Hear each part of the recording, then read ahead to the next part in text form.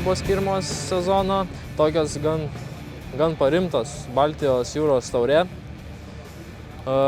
Laukiam pirmo važiavimo, čia turėtų neužilgo būti, tai to įsirengtis.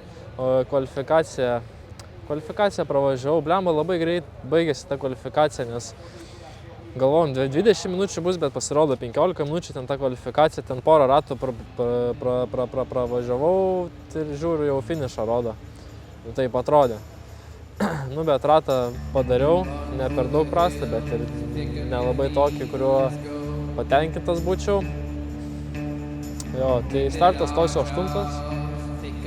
Yra nemažai stiprių važiuotojų. Varžybos bus geros, svarbu paimti startą, atsilaikyti, dar būtų gerai pabėgti. Tai jo, tokie būtų šiandienos tikslai. Geras startas ir geras važiavimas.